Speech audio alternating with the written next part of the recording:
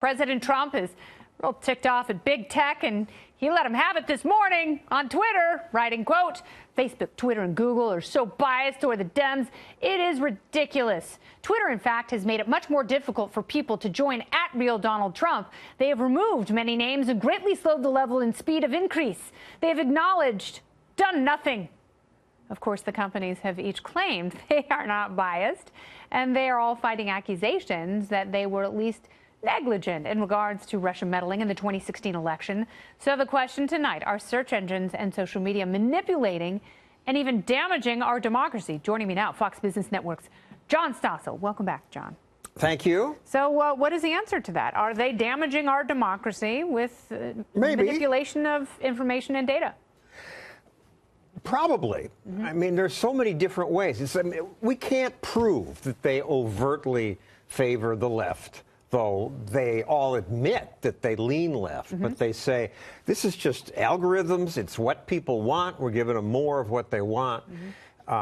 Though occasionally individuals get to make the call. They have human content monitors.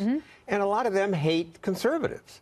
And the other day, I post a video every week, and the recent one was how socialism almost always leads to violence. And so there's some violent examples. It's a sound thesis. I get the email from Google, we're taking you off YouTube because, or we're not going to allow kids to view this because it's too violent. And they have a lot of violent stuff up there that kids get to see. So we filed a complaint saying, look, this is a serious thing. It's not gratuitous violence. And they reply, sorry, that's what we've decided. So what is let me get the second part. Then, because I have media contacts, I was smart enough to contact the Google News contact. Hours later, we get a letter. We looked at it. One of our censors thought it was inappropriate. Clearly, he was a socialist who didn't like the criticism. And we got it back up. But that's because we had the connection. So they can make you disappear. They can, and the problem is there is no recourse. But what's the solution? Is it really a bunch of out-of-touch congressmen sitting around skulking that Twitter and Facebook hurt their feelings?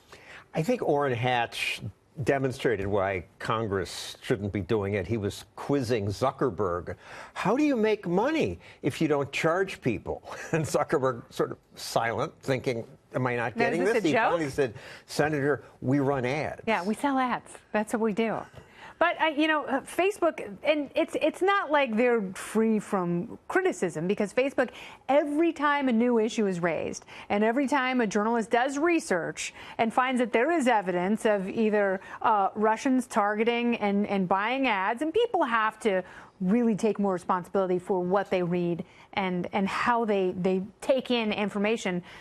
Facebook says the same thing, like, yeah, you know, we're really working on it. We hear you, and we're working on it, which is so disingenuous. And that's what the robots are going to say. What are they supposed to do? I mean, the Russians give everyone free money. Well, that would be good.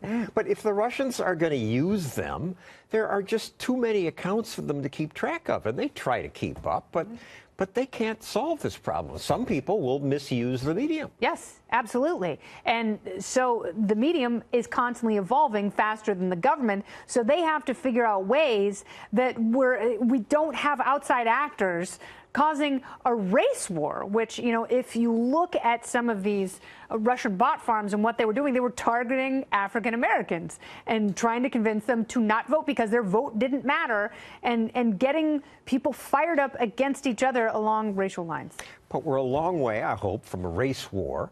And we don't know how often this happened. They mentioned thousands of times, but there are billions of messages. You know, what was more interesting is they were more effective on Instagram than Facebook, because, you know, the Facebook issue was made public. So like, oh, we'll just switch mediums, and you never know what's going to be next in 2020. John Stossel, thank you for everything and all you do. Merry Christmas and love to your family. Thank you very much.